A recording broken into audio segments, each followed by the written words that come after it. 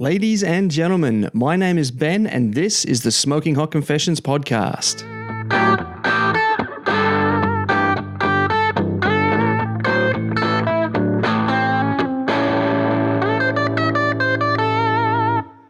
Hey family, it's Thursday, so you know it's time to talk some Q. This is episode 13 of season 2, Living the Dream. In this season, I'll be chatting with some of the most successful barbecue entrepreneurs out there about the different types of businesses you can get into and what it takes to be successful. We all love spending time in our backyards surrounded by our barbecues. I'm up to 11 now and always on the lookout for the next one.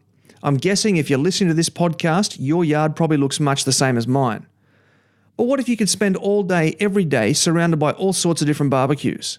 And what if your job was to talk Q with people and help them on their barbecue journey? Sounds pretty good, right? That's exactly the case for Cameron from Barbecue Spit Rotisseries, a powerhouse independent barbecue retail shop with stores in Sydney and Melbourne. In today's ep, Cameron is going to take us through the history of BSR, how to distinguish yourself from the competition, and what you need to do if you want to open a barbecue shop of your own. So grab yourself some juicy lamb handles and a Frosty, and let's get stuck into it. This is the Smoking Hot Confessions podcast with barbecue pitmaster Ben Arnott. How long's it been since your last confession? Our modern society is in a revolution at the moment. After years of exploring how we can use technology to better process our foods, we're now heading back the other way, realising that traditional farming produces better tasting and healthier food. At the forefront of this movement is Pure Meat's Robina. Not only are they a low and slow specialist butcher, they pride themselves on stocking ethically sourced organic products to help you give your family the delicious, proper balanced diet they need. Their meats come direct from Aussie farmers and are broken from carcass on site. Not only that, but all their products are made on site, from healthy, ready-to-cook stir-fries for the time poor to my favourite, the smoked crocodile cabana. And for you competitors out there, I can tell you that the quality of the competition meat is not only outstanding, but most importantly, it's consistently outstanding. So do yourself a favour and head to facebook.com/puremeatsrobina to find out more. Howdy Cameron, thank you for stepping into the confessional today. The first thing I have to ask is, what was the last thing that you barbecued? So I helped out a mate for an Australia Day event this past weekend. He's a caterer. We had a foodie fair, I think it was called, in a pretty picturesque spot in Sydney, down by the Hawkesbury River. And,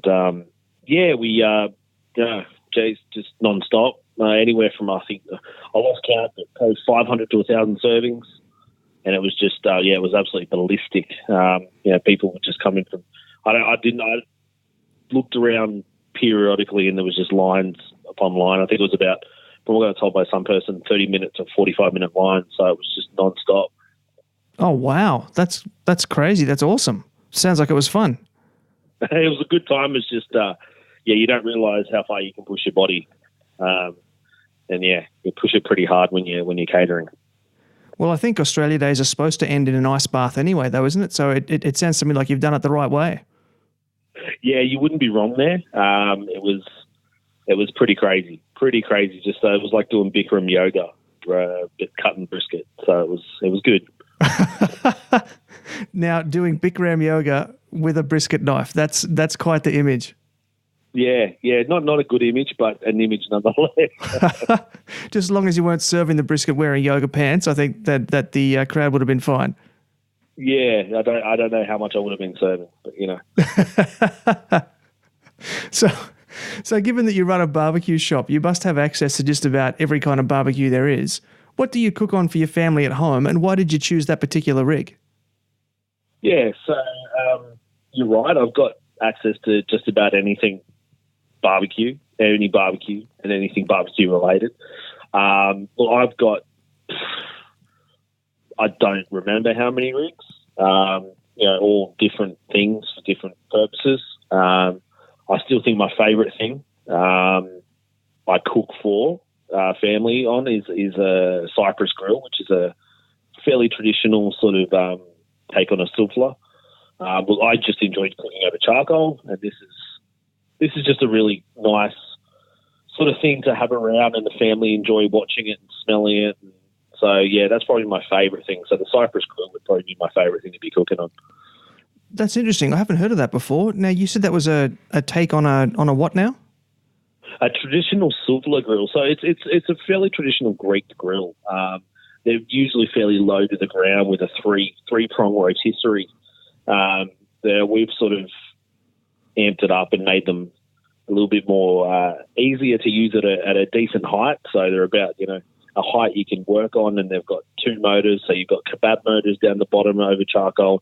You've got a kebab motor up top, and they're all height adjustable. So it's an enjoyable experience. And, it's just a really cool thing to be cooking on. You can cater on them as well, and they're just fun, You can all automated. It makes it a little bit easier than having a man a pit all the time.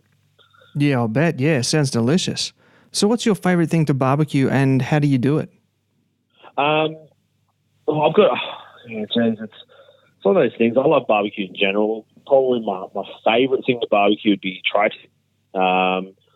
I love cooking tri-tip because it's a fairly quick, easy cook, and it's cheap. I think you can get some pretty good results out of it. It's a versatile cut. And I love lamb. I think in terms of spit roasting lamb, I don't like the fattiness of lamb in low and slow, believe it or not. Lamb's probably a category when I do competition that I'm not a fan of as much. But when it's spit roasted, there's just something about it. Probably either those two or whole hog. I love doing the whole hog. That's a whole heap of fun. Ooh, nice. How do you go about doing the whole hog? What's your favourite way to do that? My favourite way would be on a spit. Pretty low, pretty slow. Stuffing it with all sorts of wonderful things. From your apples to your sultanas to loin meat to chicken to I've tried a few things, and I don't know. There's something about that crispy belly to that really soft, beautiful, sweet meat. It's whole hogs. Whole hogs are a whole heap of fun. Yeah, I saw a couple of different teams doing that up in Brisbane last year, and some of the stuff that they were turning out just looked fantastic. The 50 Shades of Pork boys had a good one. The Shank brothers had a good one. I think the whole hog category's got quite the potential here in Australia. Oh, it definitely does. I think we take it to a different level, and I'm really interested to see how it keeps evolving and how people keep trying out new things. I mean, I love Carolina style, over an open pit. I think it's amazing. The stuff that Hillbilly does is just unbelievable. But, I also like a spit roast pig. I think, there's something can be said about a spit roast pig rather than gently smoking it over a really good charcoal. I think it's just unbelievable. Can you expand a bit on why you prefer the spit over the open pit? I think the rotation. So it's forever basting in its own sort of fat. Slowly cooking from the outside in, not the inside out. It's a lot easier to keep tenderness and moisture in, I believe. I could be wrong, but I think it's just a little bit easier once it's rotating around. It's really never ever dripping and losing any moisture than being on top of an open flame for too long. And crispy skin. I mean, that crackling is just something you can't necessarily get from an open pit, and I love crackle. I think I've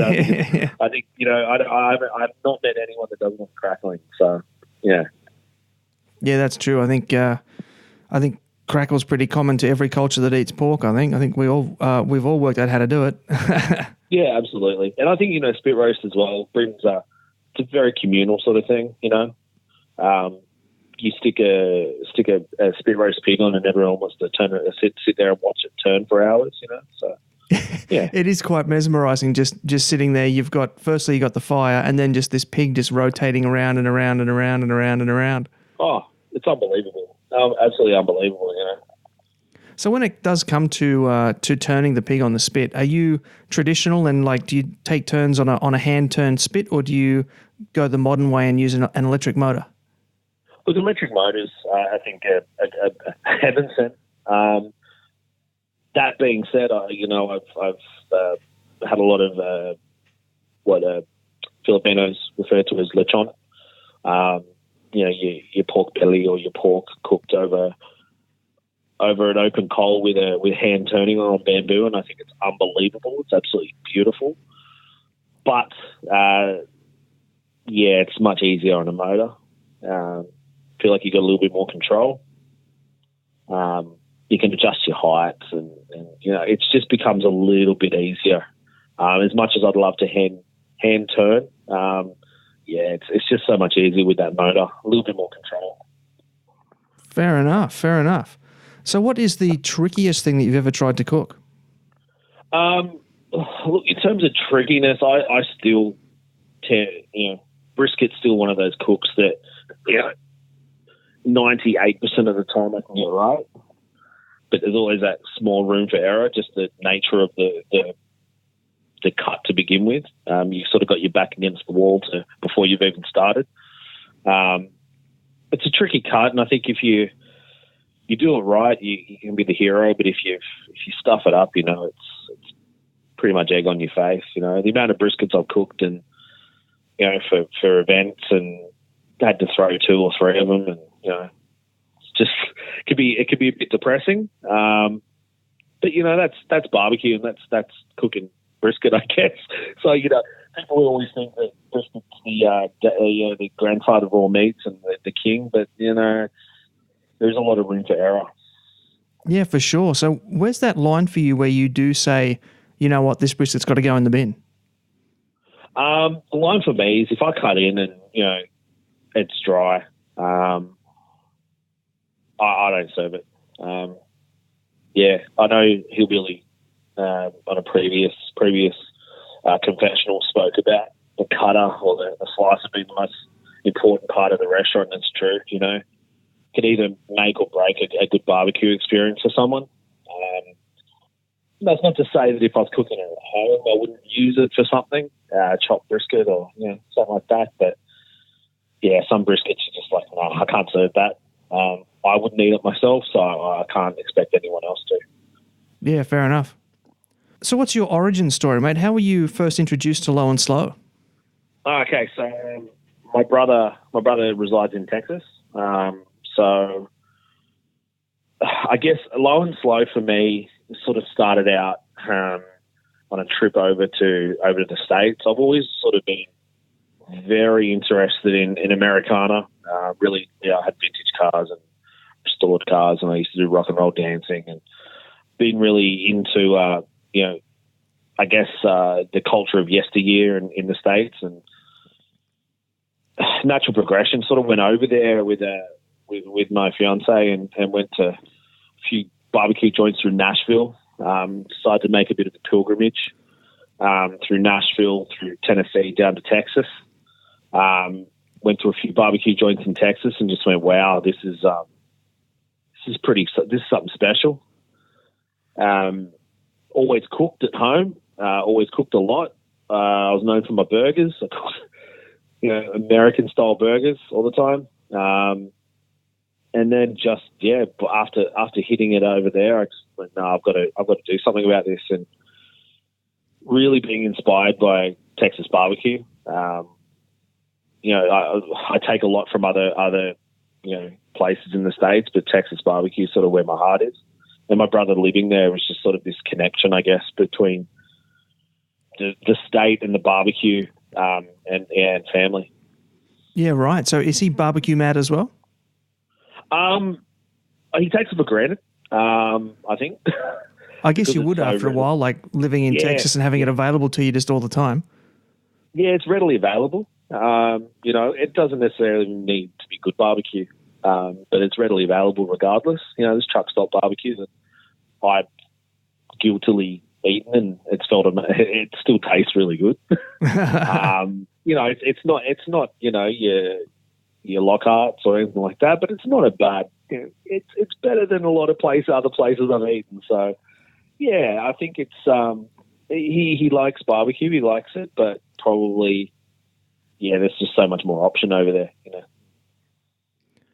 So given that you spend all day, every day in a barbecue shop, how have you seen trends change over the last few years?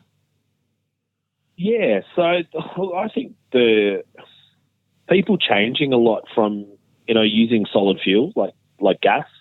Using solid fuel and not gas. I think it's, the nature of low and slow, it's become a little bit more mainstream. What was a counterculture to the world of gas, cooking on gas and cooking on those sort of fuels, has now become a little bit more, like every counterculture, it becomes a little bit more mainstream.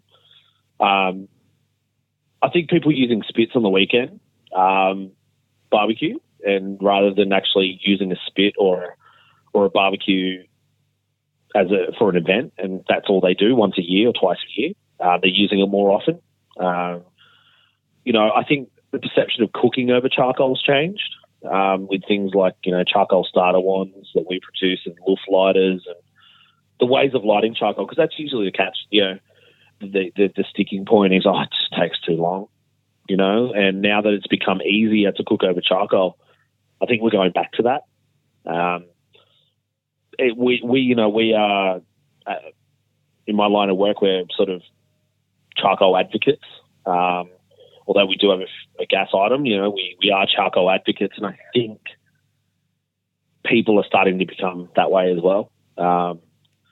It's just it's a nicer way to cook. People realise once they get flavour, once they start tasting things, they're hooked, and they just want to keep doing it and doing it and doing it. Yeah, right. So has it reached the point yet where your charcoal units are outselling your gas units? Yeah, by far. Oh, wow.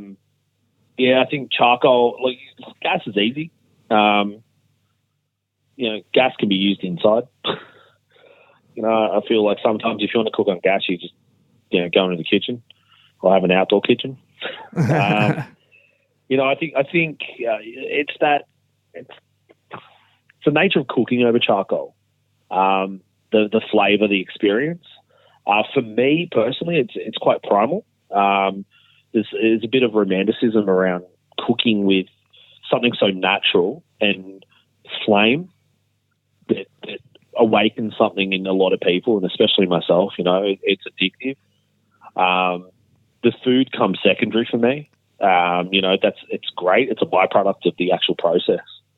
And I think a lot of people are liking the process now rather than just the end result. And the process of cooking over charcoal compared to cooking over gas is just, chalk and cheese. Yeah, absolutely. I couldn't have said it better myself. Now, I have memories from the early 80s of my father cooking in a Weber over charcoal. Very vague memories. And then it's just gas, gas, gas, gas, gas. It's been about 30 years now until sort of charcoal has made a return. Do you think we're going to see gas barbecues suddenly become the counterculture in 2048?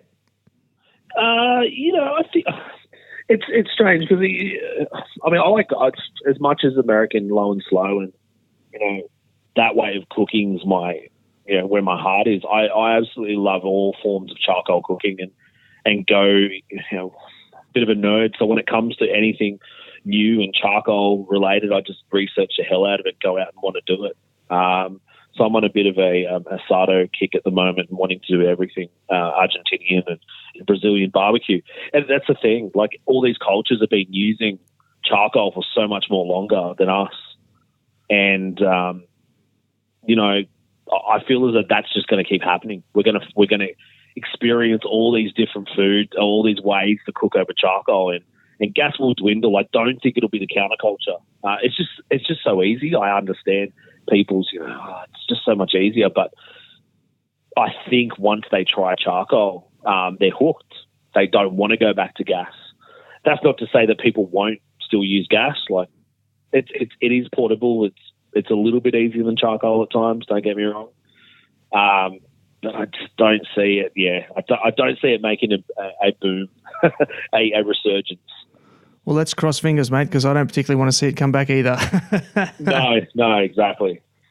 Now, I'm going to hit you with another bit of a controversial one.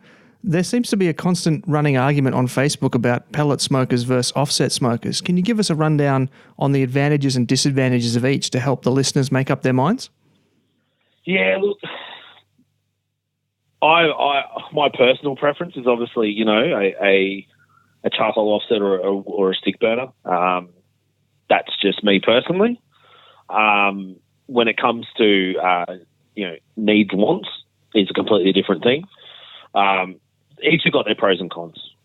Look, pros is it's easy to cook on a pellet grill or something like that. It's convenience. For me, flavour. It's all about flavour. It's all about process. Some people want the end result without working for it, and some people want the end result and putting in the yards for it and feeling like they've accomplished something. For me, I'm very much in that that regard. But in saying that, a bit of exclusive. I want to keep a bit hush-hush. I can't say too much more, but we're working on a new smoker that's going to sort of hit the market as a convenience of a pellet grill, but still the same flavour and still being able to cook on a fuel like charcoal and wood. So it's something in the pipeline that we're working on, and you guys got the exclusive. Yeah. The first time we've been able to mention it. So it is something where it's in the pipeline and it should be out this year at some point. That sounds very interesting. I'll be keeping a keen eye on that for sure. Yeah. So, look, pellet grills are great. Don't get me wrong. I know people that use them. If you ask me how I feel about them in the competition world, that's a different story altogether. But at home, I can understand absolutely for ease. Yeah, absolutely. Well, seeing as you brought it up, how do you feel about pellet smokers in the competition circuit? Look, I can see why they're being used. Look, I sort of tell a lot of people who ask about competition barbecue, they ask what the most important thing is, and it's sleep, without a doubt. You make a lot of stupid decisions. I mean, look, I've made stupid decisions in competition barbecue because of lack of sleep. Your judgment's not there. A lot could be said for at least a decent night's sleep. And pellet grills, I can understand why they're being used, but I'm not a fan of them in competition. I just think it's a little bit, you're not working for it. It's a little bit of a set and forget. Maybe it's just the purist in me, wanting to burn wood and man an offset or man a stick burner. I just feel it is a little bit more authentic, and I thought that's what competition barbecue is about for me. Yeah, I get what you're saying. But on the other hand, my father used to race rally cars when he was younger, and the rally cars were all carburetor driven, of course, and all that sort of stuff. And the modern cars now are all computer controlled, 4-wheel drive, electronic fuel injection, blah blah blah blah blah. Why are we so keen to embrace the modern technology in sports like rally driving, for example, but there's such a resistance to it in the world of barbecue? Yeah, that's an awesome point. Especially that's a really good point to come from a bit of a mechanical background in a sense. You're right. I think, if you were to liken a pellet grill, it's sort of like the fuel injected and stick burners, a carby. I just feel as though there's so much tradition. Well, I mean, there's tradition in every sport, but there's so much really, deep tradition in barbecue that it's more about the nature of cooking with a flame and seeing that flame and trying to tame it and control it. And I think anything that comes past and changes that, there's always going to be that resistance. There's always going to be that, not for me. And I think in the competition world, I think us offset guys get a little bit uptight about it because they win competitions. You never want to be beaten by one. It's incredibly humbling when you are, though, because you're sort of like, wow, all right, what are they doing that I'm not? It's a tough one. I mean, look, I think a lot of people would agree with me, and a lot of people probably disagree with me. I think there's always going to be that argument. Yeah, I think so. I think you've summed it up quite well. So while we're talking about different types of grills and how they're built, they say you can have things done quickly, cheaply, and with high quality, but you can only pick two. So how can listeners choose the right barbecue for them? Look, for me, it's I'm very much it's about service for me as well. when I walk into any store or anywhere, and I'm not talking online here, that's a totally different ball game, but, suss out people that are using them. If that salesperson or whoever you're speaking to is just reading off a script and you can tell that, are they using it? Do they know what that grill's about? Are they going to be able to answer your questions constantly? One thing my customers or our customers do is, we're forever offering services of, online tutorials, master classes, really not just promoting the product, but promoting the service behind it, teaching you how to use it, and standing by the product. So that's number one for me. Is it something that's, you're going to get that service? Are you going to get that after sales service? And length of warranty is huge. I think, anyone that's going to back their product, somewhere I would go with. That's a big one as well. That's great that you offer those value-add services to your customers. I think that often makes the difference between, where people choose to purchase. So, what's the uptake rate on those value-add services, like the online classes and the master classes? Well, for me, it's more about creating the community. I look at it as a clientele base. So my background's a lot in retail. So I worked for, high-end men's fashion retail, believe it or not, for a few years. And for me, it's about creating an experience and fostering a culture and fostering a community, and being able to offer a service to someone that's genuine and they'll keep coming back. I don't necessarily even want them coming back to spend money. I just want them coming back because I want that community. I want to be bouncing ideas off people. I want to be able to help them on their journey. Like case in point, one of my teammates in the team, he started off as a customer, starting off in the world of low and slow, and sold him his first barbecue and saw him every Friday since. And that's the sort of culture I like to promote, is community. And when we do have our master classes, it's about, there's no secrets in barbecue. As much as people want to go, I use this and I use that, and it's a secret injection or it's a secret this. At the end of the day, you still have to cook it. There's no real secrets in barbecue. I tell them all the time, this is what I do and this is what works for me. You can go and carbon copy it and see if it works for you, but if it doesn't, come back and we'll try something different, So giving them that service and giving them, and genuinely caring, I think is the main one for us as a company. We sort of have a customer service page where we have, these are our ideals. We want to impart something, I guess, our knowledge and our experience and help customers through their journey. Mate, that's fantastic. Building a community is definitely part of building up any kind of brand in this modern world. So what do you see as being the future of the barbecue scene? I think it'll drop off a little. I think there will be. It is definitely the in thing. It's the flavor of the month. I think there'll still be a lot of us,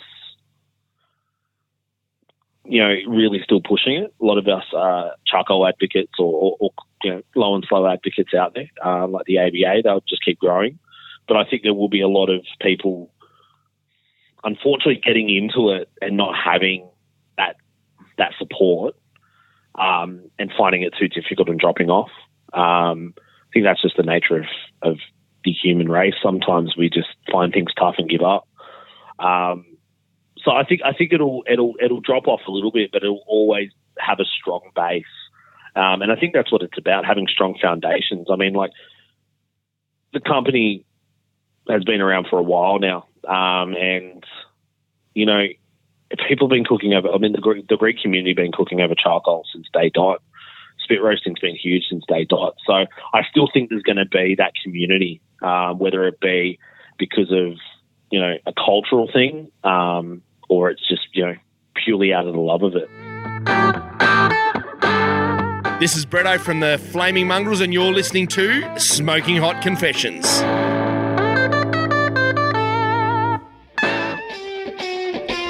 If you're looking to get behind an Australian company that gets behind Australians, you need to check out Brothers BBQ. They're a Brisbane-based business that are known for supporting our returned servicemen and women. They have 3 pre-blended rubs and 15 individual ingredients, making it super easy for you to create your own unique taste sensation. My personal favourite is the rosemary, lemon and sea salt rub. It's sensational on chicken wings with a sweet barbecue sauce. They also stock premium Gidgee lump charcoal, which is grown and cooked in Queensland. While 2017 has been a big year, 2018 is going to be even bigger. They're launching a custom-designed offset smoker, 3 premium gravies, and are working with competition teams to develop some special new rub blends, such as Porkapalooza by the Smoke and Sappers. You can keep up with all the Pitt Brothers news on Facebook and Instagram by following @PittBroBBQ. Right now, they're offering an exclusive deal for you Smoking Hot Confessions listeners. Head on over to pitbrothersbarbecue.com.au, that's PITBROTHERSBBQ, and use the word confessions at checkout for a 10% discount. Once again, use confessions at checkout to get your 10% discount. Thanks for sticking around for segment 2, Cameron. In this segment, we're going to tackle some barbecue business questions, getting into the background behind barbecue spits and rotisseries. So to kick it off, can you tell me the backstory of barbecue spits and rotisseries? Yeah, so barbecue spit rotisseries started just over 11 years ago by our founder and CEO, Tony Taberneris and Rhiannon Peterson. They're a couple. Tony's family had a Greek restaurant in Melbourne and a winery, and they were forever making gyro, which is I guess the layman's term would be gyro, but traditionally it's called gyro, and it's a meat that's like a kebab, virtually. Easiest way to describe it. And they were making it, and Tony was toying around with. So Tony's very much the engineer. He comes up with the new barbecues, and he's the technical guy who comes up with all the ideas and improvements. And he was coming up with these ideas, and people were really liking the spits, and decided to sort of go into small production, and sort of flash forward to about 5-6 years ago. Our owners decided that it's time to really boost it, and did what they need to do to actually buy a factory in China to produce flaming coals, and that's our brand, and only produce flaming coals. Wow. They actually bought the factory in China? Yeah, so we own full production and manufacturing. And it's funny because a lot of people hear it's made in China, but you'd be quite surprised what you can get out of a factory in China when you buy it yourself, when you can own full production. Yeah, I've seen. I was at Port Macquarie last year, and I was talking to Wizards of Q, and they've got one of your flaming coals offsets. Yeah. And honestly, that was the first time that I'd seen one, and they gave me a walk around and talked me through it. And I would not have picked that as being made in China, given what I've seen of other products that are made in China. No. So look, what we try to do, we try to take, if it's an existing product, then we use it. We're forever trying to, okay, what can we do? We use this. What's version 2.0? What's version 2.1? What's the next version? Where are we taking this? Forever evolving, and we're able to do that because we own our own factory. There's no limitations. If we want something produced and it's going to be, we know it's going to work, we can do it. And I think that's what sort of, I'd like to think, makes it a bit unique. That's so cool. Now, you mentioned that you have a background in retail. How has your background in retail helped you run the barbecue shop? So, yeah, I've been in retail most of my life, in various roles, from merchandising to managing to, just about anything under that umbrella. And customer service, for me, is key. And I think in a digital world, I think the face is starting to, we're losing the face of a business. We're losing that friendly hello. And that's something I like to inject back into a business. Approachable, knowing that, at the click of a button, that there is someone there. We run a 24-hour service, so after hours you can call at 3 a.m. and get my boss. Don't tell her I said that, but you can. But that's the sort of service that we try to offer, and for myself, that helps. Things like we've introduced sort of customers who buy a certain product. I'll send them a short video just explaining, and not pre-recorded, just me picking up the phone and sending them a video of, this is the unit, and really glad that you bought it, and here's a shout out, and let me know what you think. And I think that takes that facelessness away from it, and that's what I found really, really my experience in retail being, that's helped it a lot. So what you're saying is that you customize the after-sales experience? Yeah, we do. I think that's important. And it definitely helped from my background in one-on-one customer service, to bring that into the company and really try to push that, because it's something people remember. We've all bought things online or on Amazon and just got that confirmation email, but I think it's something different when you get that personalised one-on-one, hey, I'm a person you just bought off, because people buy from like-minded people. I think there's a psychology around that. Yeah, for sure. That's so cool. So can you run me through what a day in the life is for you? Cool. So coffee. Next to barbecue, I think coffee is probably my next obsession. Just double shot espresso in the morning, then off to work. I am sort of head of I'm the first person you'll generally speak to in the company. So I man the phones, I man online chat. So we have an online chat facility on our website, where you can ask a question and it's live and you will get an answer from me. So I can help you with any of the decisions or anything. And if I don't know it, I find it out on the spot. Answering emails, helping the customers in store. I manage a social media account, so any online content comes through me. Generally planning for masterclasses or planning events.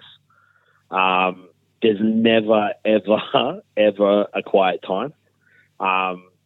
Forever, what's next? What are we planning? What are we building on? Definitely that old saying: if you're not growing, you're dying. So, looking for the next thing. Okay, there's a product I've used out there that I really like.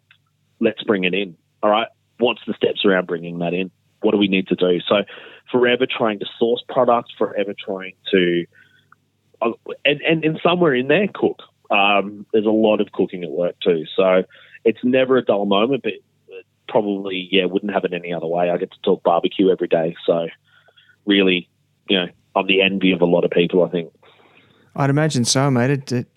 I don't think it gets much better than that. Get to hang out in a barbecue shop all day, play with all the toys and talk with all the people. I think it sounds fantastic. Yeah, it's a dream job. Absolutely. It's definitely not something I take for granted either. I remind myself every day that I wake up and I'm like, I actually want to go to work today. There's not been a moment I've gone, I don't want to go to work. And I think that's when you realize that you find a job you love, you just don't feel like you're working. And that's exactly it. I don't feel like I'm at work. I just feel like I'm doing what comes naturally. Yeah, for sure. So what personal traits do you need to run a barbecue shop? First and foremost, be approachable. Don't profess to know it all. I think there can be a bit of a snobbery around barbecue. I do this and I do that and I know this and I know that. But that's not, personally, I think that's any good unless you're going to share that knowledge and help people. So really, had that personality trait to begin with is good. And in wanting people to succeed in whatever their endeavor is to come into the shop, if they just want to buy charcoal, cool. Let them know the charcoal they're buying and ask them what they're cooking. Actually be interested. because I genuinely am interested. I love hearing about people's stories. You know, we spend a lot of time educating. So, you know, wanting to educate people is a big one, and actually being able to competent enough to write, you know, blog posts and how, you know, not being afraid to jump in front of the video and speak about a product. Yeah, and just be, I think the number one thing, you can have all the products in the world, but actually being approachable and wanting to help people is what's going to make you succeed. That's interesting that you say that. I was working at a university a few years ago, and there were a couple of people there who were lecturing, had PhDs and that, and I very quickly learned that just being an expert doesn't make you a good teacher. No, absolutely not. I think it's a personality trait. You know, I've always wanted, like my last job, well, yeah, I sort of suited wedding parties and got wedding parties ready for their biggest day, if not biggest day of their life. And going above and beyond, you know, the company expectation, and actually genuinely wanting to help them and care about them. Yeah, and it's not, doesn't come out of ego for me anyway, and I think people can see through that. It comes out of actually caring. They're taking the time to come in to see you. So have a bit of respect and show them that you're all ears and you're there to help them and you want to help them. Beautiful. Love it. So what do people need to consider before opening a shop of their own? Be ready to put in the hard yards. I think any business, I know my owner, Rhiannon, she's phenomenal. I'm not just saying that because she's my big boss. She actually is phenomenal. She's forever wanting to improve herself and improve the business. So having drive is a big thing. Loving barbecue is probably, you know, a pretty big one. Actually loving what you do. If you're going to bring in product, you don't manufacture. Don't bring in everything. You know, don't profess to have the biggest rub and sauce collection, you know, in the world, because that can alienate consumers. You know, there's too much to pick from. I don't know. Keep it basic, keep it simple, and then grow from there. And the assistance, you know, if you want to be the face of the business, make sure that you're ready to be the face of the business and take the good with the bad and want to help people. If you don't think you can do that, get someone that can, because that's your reputation on the line and it's your name, and you really want to be able to, you know, give the best you can. And if you're not ready for that, yeah, don't open a barbecue store. Yeah. Mate, I want to pick one of the points that you just brought up there. You mentioned to keep things simple so that the public don't feel overwhelmed. How do you choose which barbecues to sell in the shop? Well, if we manufacture, we listen to customers a lot. You know, they make suggestions. Like our clientele base are 90% of the upgrades or new product, because they're the ones using them. If we're using them, we would make suggestions as well, which we do. But we're offering a service, and they're the ones coming back and going, you know what, this would be good.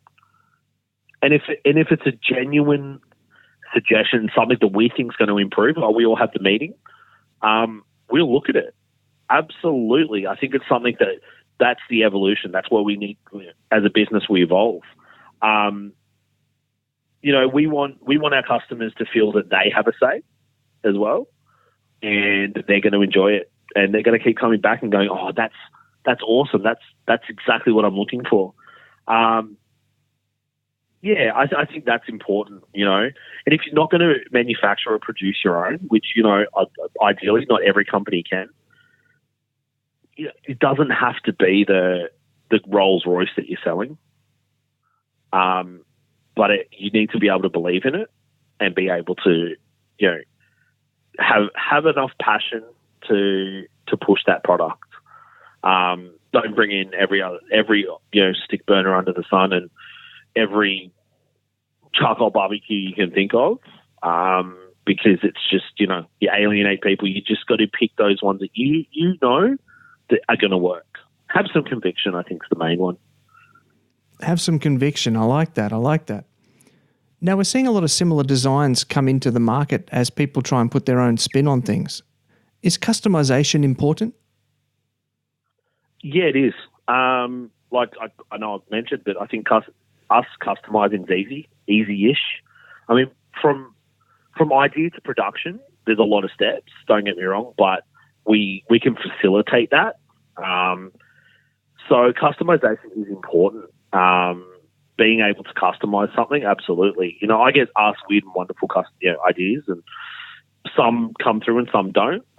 Like one of the idea I spoke about in the past segment about a little something coming out to the market, I alluded to, that's from a customer suggestion and also a cooking suggestion from the team. I think it is important. Being able to customize your cook and your experience is something that it feels personal. So that's what you want. Yeah. And so carrying on from that, how important are value adds like rubs and sauces and that sort of thing? Yeah. Look, most salesmen will go, they'll walk you through the store and go, this is what you need, and add on a million one things. I think our experience that when you experience our store, we're not like that. We get to the nitty-gritty of what you're doing. I think we've all had that buyer's regret where we get home and go, why did I even buy this? Why did I buy the paint protection on my car? It's a bit of a farce. Value adds in our company are very much based on customer-to-customer basis. So I get to the nitty-gritty of what they're doing, what they're cooking, and I show them, this is what I use, this is what I do. And it's never a lie because it's usually I've used every product in the store. So it's, everyone's got their own, okay, I don't like too much heat. Okay, yep, not a problem. I've had to cook something with not much heat in it. This is what I would use and this is what I would do. So the value add, I guess with myself personally, doesn't really feel like an ad. It feels more like a service more than anything, being able to help them. Yeah, that's a nice perspective on that. I like that. So what's something that you know now that you wish you knew when you started? The list you could produce. How addictive barbecue would be. It would be my number one. For me, it's egotistical in a way that I love that reaction when I give someone a bit of barbecue and there is just silence because they've never had that before. And it boosts me. Oh, geez, I did well that time. I think, everyone that's worked for our company, or everyone that works for our company has put on weight from cooking. So that's how addictive it can be. So maybe a gym membership would have been good. I think being able to take risks is something I've learned. And I wish I had have been able to have a bit of hindsight before and gone, not second guess myself when it came into, like, I second guess myself so many times coming into this industry. Would it be right for me? And I'm glad that I did, but I'm glad I didn't. I wish I had done it earlier. I think, I guess I'm pretty grateful for the company taking me on, but it's. I wish I had have known how addicted I would have got really early on. Sleepless nights, not even sleepless nights from catering or events. Sleepless nights from, hey, I've got to cook tomorrow. This is what I've got to do, and planning it out. I think we've all had, every barbecue has been in that position. It's just, it's such an addictive sport or pastime. So overall, how would you rate running a barbecue retail shop?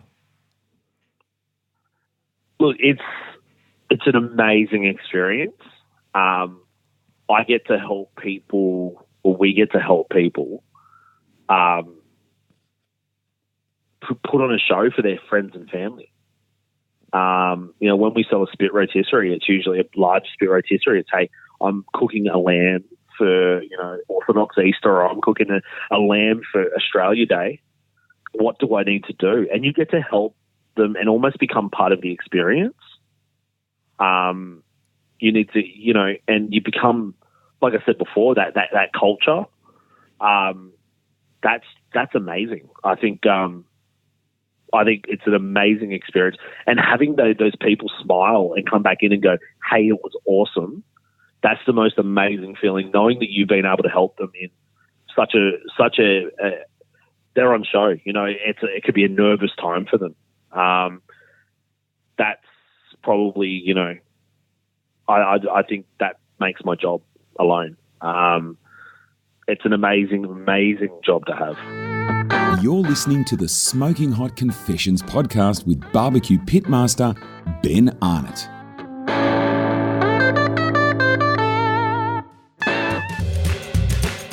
Big thanks go out to JAGRD Woodfired for helping me bring you this episode. Buying a smoker can be confusing. Something for low and slow, something for roasting, a pizza oven. What about baking? The JAGRD Woodfired smoker does all of these things. The question is how. First, the entire smoker is fully insulated. The firebox is insulated with kiln-grade bricks, and there are more on the cooking chamber floor, doubling as a pizza stone. The cooking chamber is then insulated with a 6cm or 2.5-inch insulation blanket. This means that the JAGRD can get up to 600 degrees Fahrenheit in under 30 minutes, sit at low and slow temperatures using very little fuel, and will even sit well under 200 Fahrenheit for cold smoking. JAGRD wants to make sure you have a very happy new year, and so until the end of December 2017, they're offering an exclusive discount for you Smoking Hot Confessions podcast listeners. Use the code word CONFESSIONS at checkout if buying online, or quote it when dealing with them direct for 15% off your purchase price. Head on over to jaggedoutdoorovens.com, spelled JAGRD, to learn more. Okie dokie, Cameron, we're now ready to start segment 3, and we've got some fantastic listener questions lined up here. So let's get stuck in, shall we? Yeah, go for it. Hi, this is Kitty from the Gold Coast. I've got a message for Cameron, or Christian. Look, we're going to design our backyard space again. So just wondering what you think we should consider for our barbecue needs, or what anybody should look at investing in for their backyard. Yeah, look, that's a question that comes up a lot because everyone's sort of moving to the outdoors and wanting to entertain outdoors.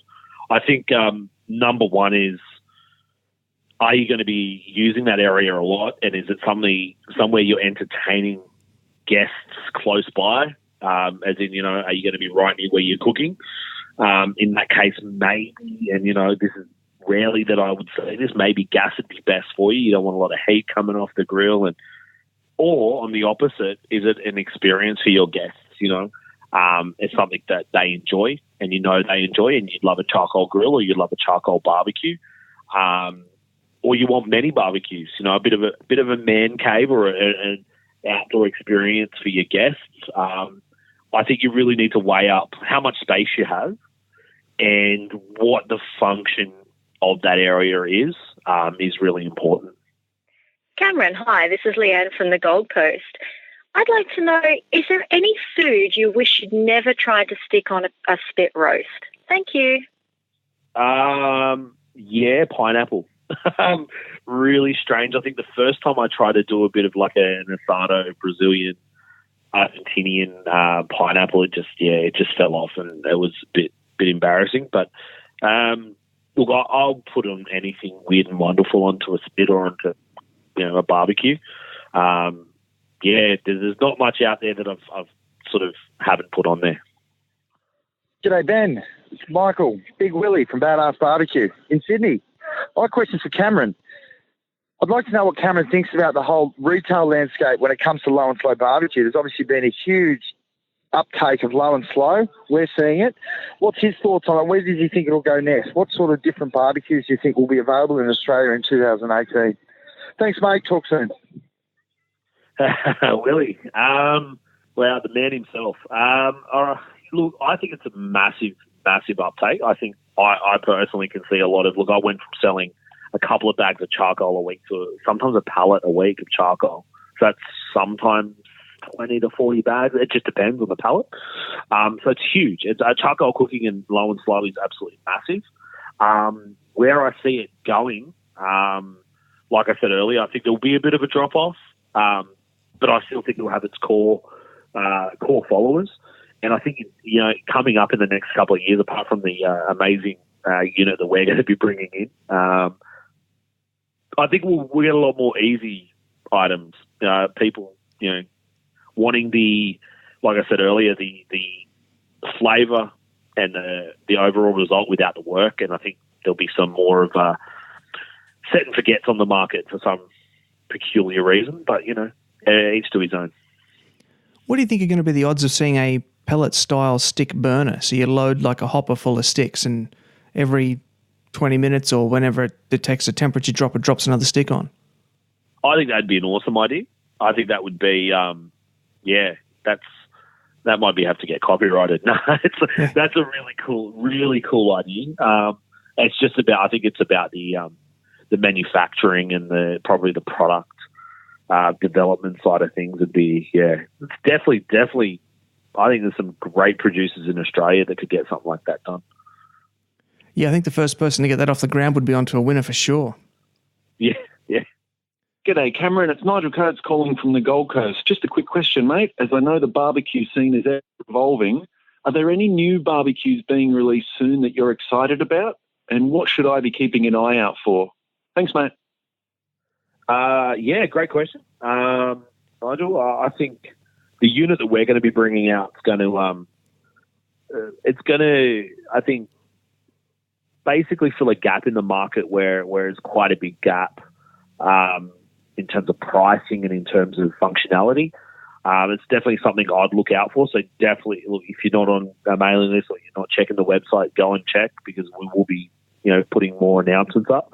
But it's definitely a unit that I'm excited for, and I know we're producing it. So I think everyone else will be equally excited when they find out. Yeah, I'm really looking forward to hearing more. I can't believe we can't talk about it right now. I'm a bit frustrated. It sounds really interesting.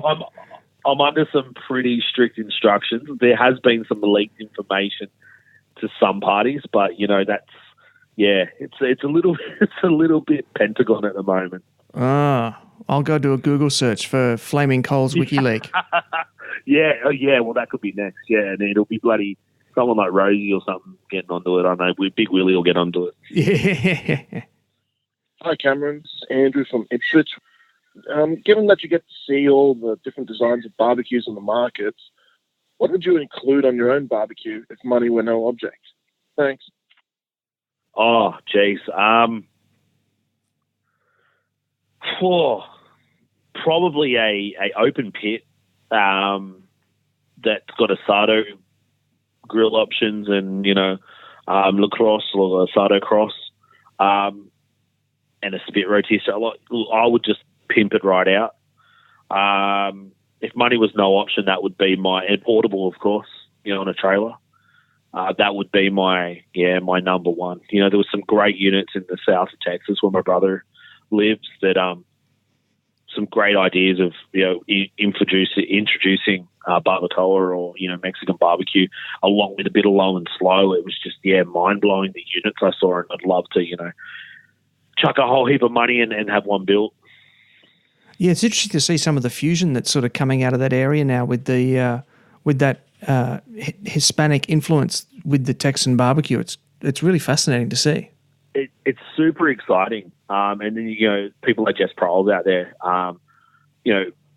really showing people what, that fusion can be like, is really refreshing, especially in the south of Texas where, like San Antonio, where my brother is, and really having those influences and seeing the different ways.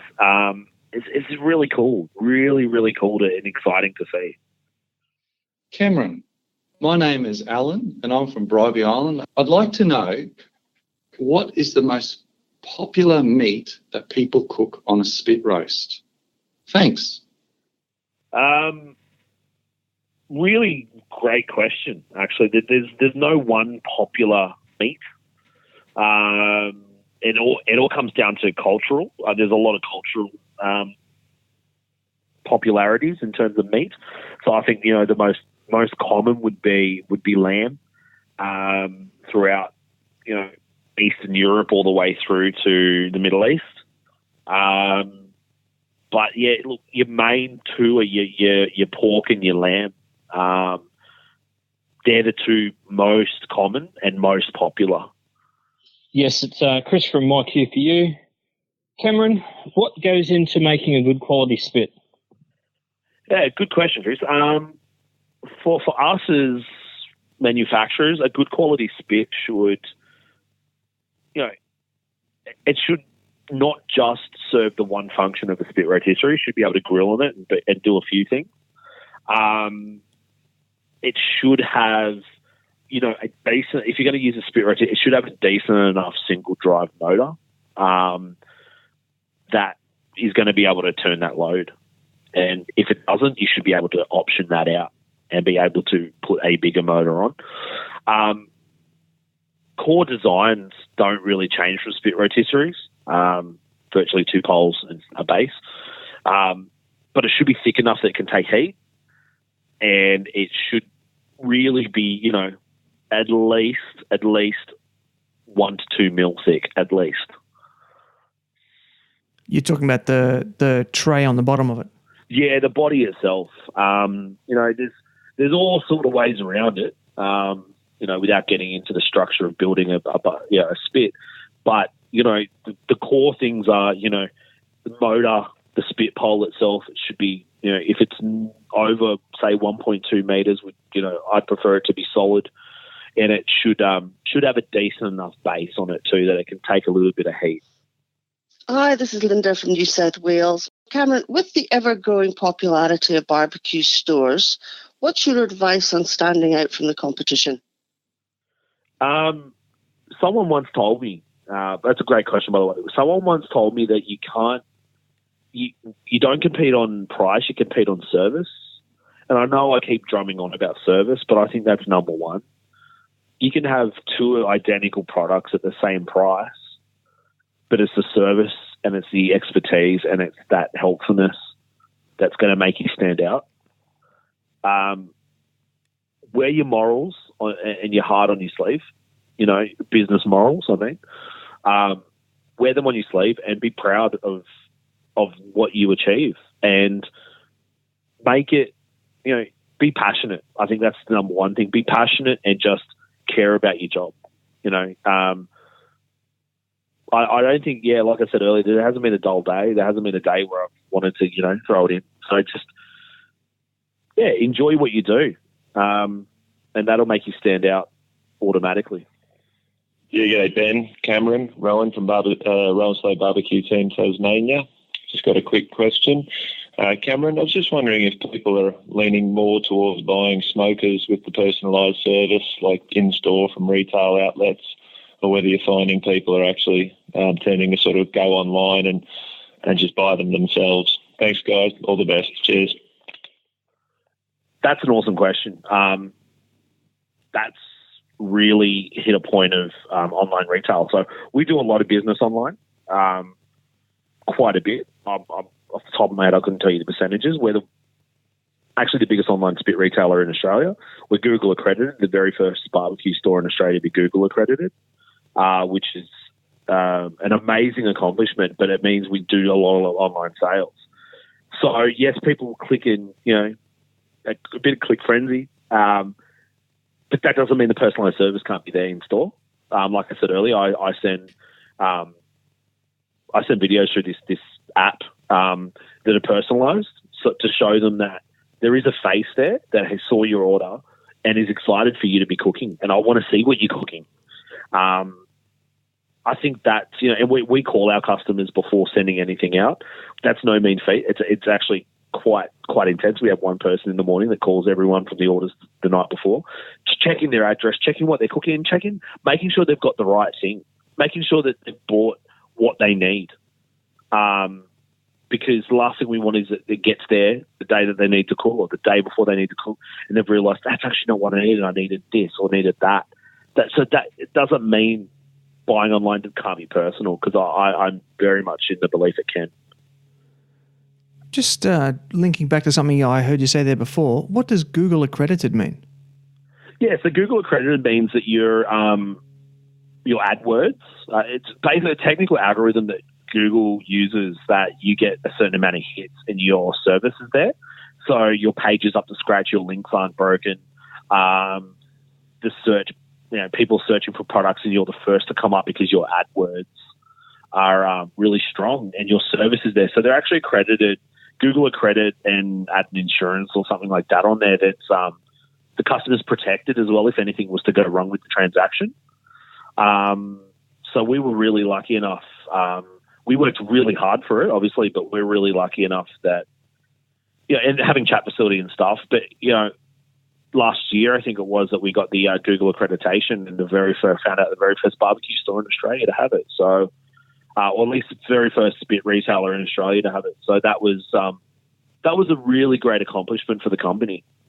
Yeah, that's fascinating. That's really interesting. That's probably a good tip for anybody in any kind of barbecue business, really, is to look into how to get Google accredited. Yeah, and look, at the end of the day, it helps your customer. It helps them navigate through your page, that your page is actually navigatable. If you get a chance, if anyone gets a chance to go on the website, you'll see that we put a lot of time into our website and a lot of information on our website, and we do have that online chat facility, Monday to Friday, Monday to Saturday, 9 to 5, 8:30 to 5. So I think it makes it a little bit more accessible for customers, and there's a peace of mind there. We've all been to those websites that we think are legitimate but aren't. And, I think Google very much appreciate people who are trying to make, a good website and trying to help people. G'day, Cameron. Benson from Newcastle here. What advice do you have for people looking to buy their first competition barbecue? I get a lot of this. Doesn't have to be, like I mentioned before, the Rolls Royce. We live in a pretty lucky climate in Australia that we don't have stupidly, minus 15 degree temperatures generally, unless you're cooking on the top of, Mount Kosciuszko. It doesn't need to be your first competition barbecue doesn't necessarily need to be 8-10 mil thick. Doesn't need to be, a 2,500 to 3.5, 5, grand unit. Cook on what you know your pit before you go into competition. And, it's not necessarily the pit that makes the good barbecue for my liking. It's the person behind it. Because if that was the case, we'd all have, the same barbecue and we'd all be cooking on the same pit. It does help to have a good pit, don't get me wrong, in competition. It may save you a little bit less in fuel in terms of, keeping heat in. It might save you a little bit of sleep. But at the end of the day, you don't need to go and spend thousands of dollars on a pit for it to be a good pit for competition. This is Adam from the ABA, and you're listening to Smoking Hot Confessions. Alrighty, Cameron, you've been a great sport today, mate. Let me quiz you like this for so long. We're nearly there, but first, what are your top 3 tips for people who'd love to open a barbecue shop of their own? Probably if you're going to start importing, find a reliable supplier. I think that's the big one. Have a good relationship with that supplier. Really strike a good relationship with that supplier. I deal with a few suppliers around Australia that are amazing, absolutely brilliant. Brett, just a quick shout out for Brett from Lanes. Brett's an amazing guy to deal with. Makes it a lot easier from a business point to deal with those suppliers and just build up a good communication. We import a bread of knives over from the States, and we're the only one outside, or in Australia at least, doing them. And we have a great relationship with that business. And I think that's really important. For the first 5 years of our business, we used suppliers we found on Alibaba and had a lot of problems. I think that's, lesson learned. If you are going to start your own manufacturing from scratch with your own staff, it's the only way you're really going to be able to control product quality. You are the middleman. You are the end user. At the end of the day, you're dealing with the end user, and you're the manufacturer. You're everything. You're the product designer, you're everything, so you take responsibility for every step. Not only do you take responsibility for the mistakes, you take responsibility for how well it works out too, and you can adjust things along the way. Be prepared to put in long hours. Definitely be prepared to put in long hours. There's no 9 to 5 when you're running your own business. Even though I only run one part of the business, and that's the retail side in Sydney. There's no 9 to 5 to me. I'm forever looking at social media, updating social media, doing recipes, getting online content ready, filming videos. But that's all part of my passion. That's all part of the I love. It is important to have a work-life balance, but in barbecue, one thing I've learned is that life is barbecue. That's just how it is. If you're really going to be into it and really, jump head first into it, it becomes part of your life. And be prepared for that. And prepare your loved ones around you for it as well. They might not be as so accommodating, but let them know that this is what they can expect. And I think probably take care of your health. If you can get if you can get a gym membership, get one. I don't have one. I probably need one. Because you're going to eat a lot. You're going to be sampling a lot of food. You put on a lot of weight from too much barbecue, and just be prepared for a bit of a change, and be prepared to take the good with the bad. You're not going to please everyone. That's just the nature of it. That's the nature of retail in general. But it's take the wins when you can. That's interesting. That last little bit of advice. You're the first person ever to actually bring that up. The issue of health issues from this beloved sport of barbecue. Oh, 100%. Yeah. I personally put on 10 kilos over this 2017 season, and my wife runs a little nutritional coaching business, and she put me on a plan. And thankfully, over the summer, I've managed to knock those 10 kilos off. But yeah, I think that's a bit of a unspoken epidemic at the moment. Yeah, and that's awesome that you can do that, because I fluctuate like crazy. But generally, when I'm cooking a lot, I don't eat a lot. But when I'm not cooking, when I'm having other people's food, I eat a lot. Well, not a lot, but I eat enough, and they're generally those fatty, high in fat cuts. I had a bit of a health scare where doctor said that I've got a fatty liver. I've got, just the cholesterol levels are pretty bad. It runs in the family, and a bit of a scare. And, it's enough to go, all right, I love it, but I need to put something in place where I don't overdo it. And I think it's really important because there's a lot of big guys in the barbecue scene.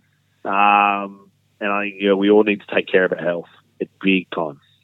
Yeah, it's one thing to love it, but it's another thing to die for it. So we don't want to be, part of that cycle. No, definitely not. And I think it's a bit of an unspoken sort of epidemic. You're right. I think maybe there's something there. Maybe we need to run a bit of a drive in, us barbecuers taking care of our health. Some kind of public service or public awareness type things.